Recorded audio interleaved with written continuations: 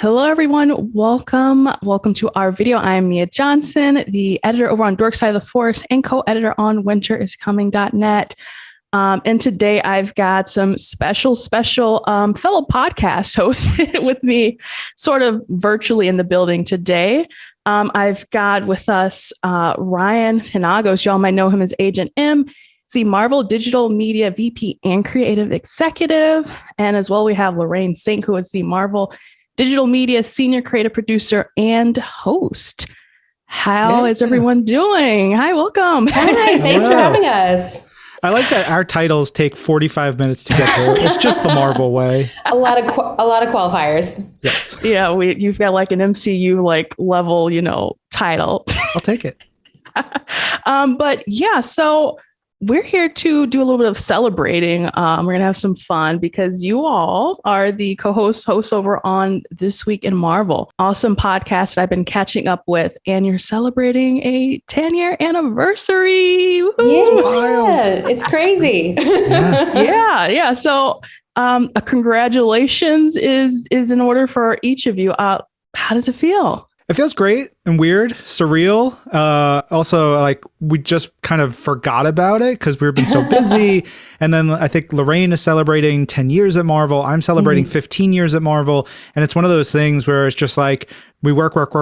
And sometimes you sit back and go, we've been doing some cool stuff for a long time. It's neat. Yeah, it's a full decade of doing anything in adulthood seems crazy. So it's really, it's been an amazing and wild ride. We've gotten to do so many crazy, cool, fun things. And the best part is that I get to hang out with Brian every single week. And like, this is the time that we get to catch up. We talk about our lives, what's happening in the Marvel universe. We get to geek out together. It's honestly just been the best. Ryan's been doing the show since the very, very beginning. I've been a here and there host until the last few years when I came on full time to the show. But it's just been the best, really. Oh, that's so sweet. Yeah, and Lorraine and I used to share an office in the before times, so it's cool. It's been a lot of fun, and I'm thankful we can carry on with like our office-y hijinks through the show as we go along. Yeah. And Lorraine, you kind of hinted on the bit, but yeah, from each of you, your perspectives, how would you describe this podcast, for people who, might be interested and haven't listened yet? Well, I mean, it is This Week in Marvel. It's everything that's happened this week in Marvel. So obviously we talk a lot about the stuff that we're passionate about in the Marvel universe.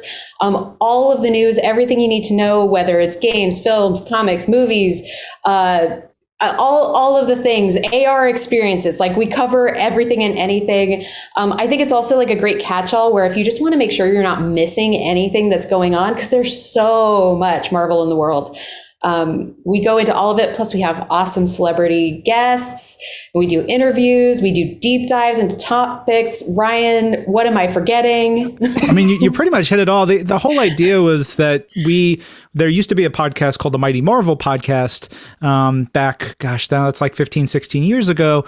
And it was run by Jeff Sutter, who's still at Marvel and is an amazing designer. But he was just doing interviews, and I wanted to do a show that sort of like caught you up on everything that was happening in a given week, hence the title, This Week in Marvel.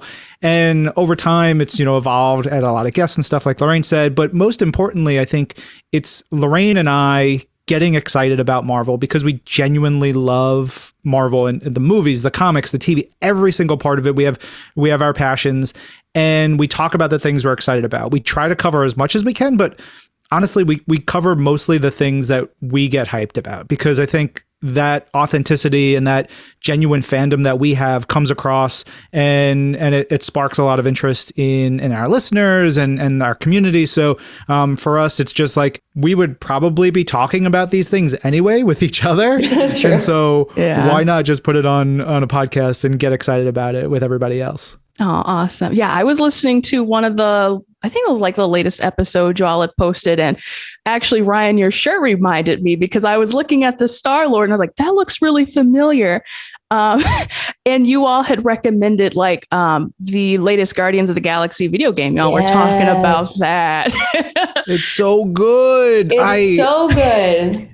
It's probably my game of the year. And I try to play a lot of, I have a 2-year-old daughter. So like time is difficult for gaming and like all this other stuff. But I got emotional at times because there's talk about family and there's really fun stuff. The gameplay is great. The story is amazing. The acting is incredible. I can't speak highly enough for Marvel's Guardians of the Galaxy. Yeah. Oh, and the settings are so beautiful. Like the design of the game is just gorgeous. Also, if you just want to like have a cozy ambient moment with your gaming, because I know, there are different things for everything, but it's so beautiful. Yeah, we have on the show real soon, depending on when this airs, 2 of the folks who actually like helped create the look of the game and really like the character designs and the worlds and getting behind the scenes of how the game looks and feels and the atmosphere of it all. And it's really cool. That's kind of the fun stuff. Yeah, we are a Marvel podcast. We're an official Marvel podcast. And so you kind of think that we're biased, but again, it's all about passion. And then we actually have access to a lot of people who make Marvel stuff. So we get great insight from people behind the scenes. So it's a lot of fun. Also, a really important detail that we can't forget is that Marvel's Guardians of the Galaxy, the game, does include Cosmo, the space dog, and Cosmo does have puppies, and that is key. I think that's a really important point because he's such a good boy. 10 out of 10 would pet. And there's like so many Easter eggs. I think after I saw it, I saw Frog Thor in the game, and I was like, Lorraine, Lorraine, you're like one of the biggest Frog Thor fans around, and I was like, Lorraine, you gotta keep looking around for him because he's great. Yeah, I love Throg, right? Yeah, Throg too. Like when they had him, just that like one little cameo. I think that was in Loki where they got Chris Hemsworth to do the voice. I was like. Okay. Just a little sidebar. But anyway, so that was just an example of me, like listening to y'all and kind of being like, oh yeah, that's something that I want to keep up with. So I tuned into the game, just, people post, their Let's Plays and stuff on YouTube. And I'm like, maybe I should get this, but that's a story for another day. So I wanted to, 10 years, time to, reminisce and reflect and just like think about for you all some of your most memorable favorite moments thinking back on this whole thing. Gosh, I mean, it's pretty incredible. There's been so many fun things. Lorraine and I were, we were looking through some of the guests we've had because we're 520. I think the week that we're recording is 523 episodes numbered directly, and we've never missed a week. That's been a super important thing for me, and that I've instilled in our producers, and Lorraine is 110% on board of that as always. But like, we've never missed a week through storms, through holidays. We always have an episode out. So it's 523 episodes, but we used to do these like 0.5 episodes where we had like a 2-hour regular episode, and they were like, well, we also did this interview with a celebrity who was at Marvel this day. So we put those out. So we've done a ton of interviews. Lorraine, do you have some favorite like guests that we've talked to? Well, I think, one of the great pleasures of this year is that we've seen so many Marvel series from Marvel Studios on Disney Plus, and we've had so many folks from behind the scenes, as well as the Marvel Studios films, Marvel Studios Black Widow, Marvel Studios Shang-Chi and the Legend of the Ten Rings. So it's like we've had on so many incredible folks from studios, but we've also had some folks that I think are really like sort of fun niche kind of looks back. Like we had the Incredible Hulk showrunner from the late 70s come on the show, which was so fun. It was just really interesting to sort of really hear about like how they were creating superhero genre for television and how they were working on creating what VFX would be in the future, because, and like, the weird things that go along with that, like when you have a big guy painted green and you can't use CGI, if he grabs a guy in a bear costume, he gets green all over the bear costume because he's covered in paint. And so then you have to work around that. So there's like just a lot of really interesting things I think that we've gotten to explore that go all the way back to early days of Marvel up till the breaking moment of now, Yeah. You mentioned the MCU. The first time we had Tom Hiddleston on, he was running around, and I think it was around the time of Marvel Studios Avengers, and he was getting on a plane, but he was still so dead set on making sure to talk to us, but he was so polite, and you can hear him in the interview being like, "Oh, I'm sorry, pardon me, excuse me, yes," talking to the flight attendants and all that. It was great. And then we recently had him on the show to promote Marvel Studios Loki, and we were doing it over Zoom, and they said he was in the middle of doing interview after interview, and they said, "Okay, up next is Ryan Penagos from Marvel." And he goes, "Oh, Ryan, lovely." And it was just, one of those nice things that you build these relationships with folks, especially over 10 years, and seeing them. Yeah. We had on once musician Danzig, who's done a bunch of comics and huge comic book fan, but he was telling stories of living with Jack and Roz Kirby back in the 80s and spending time with them. That's crazy. I didn't know that.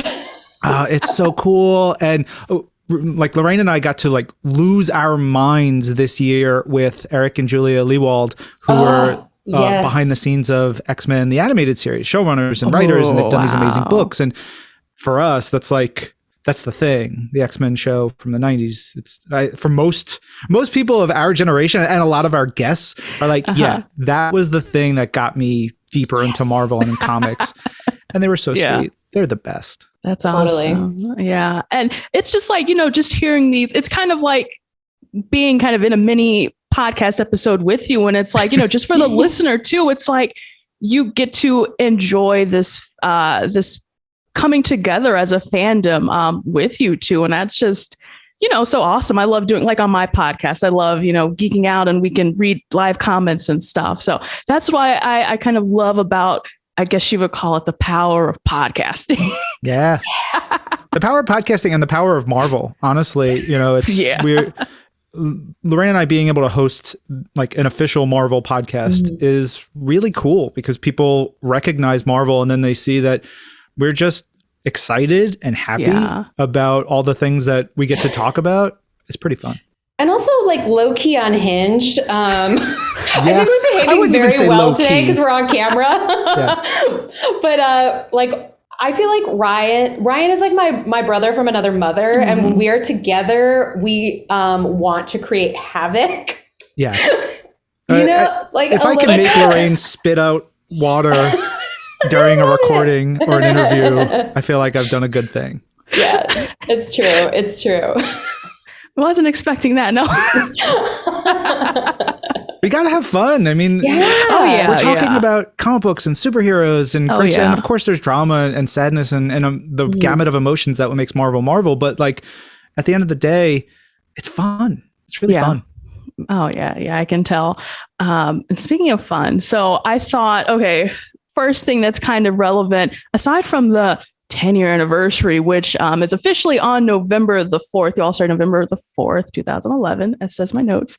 But also coming up as well, November the 5th, which comes, I think this should be in the past when this is published, but Eternals is coming out. Marvel Studios is next big project is an understatement. And so I was like, you know what? I think we should save the listeners some spoilers, just in case. Yes, so I wanted to know, just from you all as, deep Marvel fans, deep comic book fans, what does it mean to have and to see the Marvel movie universe expand in this way with the Eternals, 10 or so brand new characters? I mean, for me, I'm a huge Jack Kirby fan, right? I keep thinking, I for years, I've been thinking, should I get a Celestial tattoo? A Jack Kirby Celestial tattoo from the pages of Eternals? I know, right? Lately I've been thinking of getting Arishem's thumb, because in the comics, he has this right? Yeah. So cool. So that's great. I'm getting there. But so to see these characters come to life on the screen, it's always been that way, seeing the characters originated by Stan Lee and Jack Kirby and Steve Ditko and so many creators. But to me, the Eternals and the Celestials in particular, and that part of the Marvel cosmology is so important and such a part of my DNA that it's really cool. Yeah, I'm so excited for everyone to get a chance to go see it up on the big screen, because it's so beautiful. And of course, what an incredible cast. I'm just really excited for folks to get a chance to see it. And also it's so exciting that we get to see movies in theaters now. Yeah. I just think that there's nothing like getting to sit shoulder to shoulder, or maybe a couple seats in between, with, other folks, but to hear the laughter, to feel that electricity that you share with other fans, there's just nothing like it. And I think this is like a perfect movie for that, especially because, Chloe Zhao, the director, has just like such a beautiful cinematic style. I mean, that's why she has an Academy Award after all. So I'm just really excited for folks to see it and to be able to talk about spoilers without spoiling it for anyone. Because as of now, no spoilers. Right. Yeah. No spoilers. I don't want to get Thanos snapped or anything, and Lorraine mentioned an AR experience. Look, I get into like normal plug mode. Like I feel like we're on Twim talking, but there is like a little prequel experience that if you have an iPhone or an iPad, that is an Eternals AR experience. That's really cool. It's something that ties into the film in really fun ways. Yeah. If you have an iPhone or iPad, you can download it. It's the Marvel Studios AR story experience. That sounds really great. Yeah, I want to try that out. Oh my gosh. Okay, so as we wrap up, it's the end of the year. Somehow it's November. Checking my calendar, that doesn't make any sense.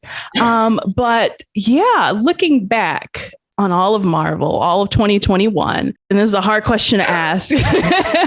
What would you say is your favorite Marvel project? And I put an asterisk on that because I made my list last night and I was like, I can't pick one.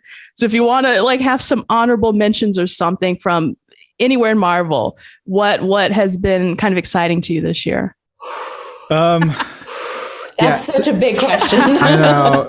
Maybe a little bit is recency bias, but of course, Marvel's Guardians of the Galaxy game is still it's been in my mind every day. We talked about that a little bit. Also, Ryan, if you don't say Marvel Studios What If, I know that you're lying, because it is Ryan's favorite thing in the whole world, and he talks about it constantly. Look, I have a full spinner rack of every What If comic behind me. I have doubles of multiple What If series. Yes, it is my favorite thing of all time. It is my favorite thing from the MCU. So yes, Marvel Studios What If, without question. Like also Marvel's MODOK, which was on Hulu. I have a little physical cameo. They made a claymation version of me in episode 7.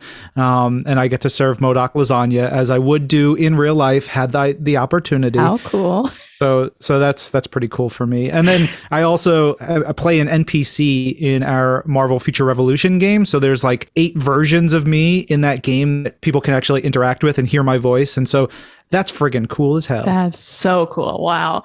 All right, Lorraine. Oh, okay. Thank you for buying me some time, Ryan. I mean, so I think that first and foremost, Marvel Studios WandaVision, I love classic television.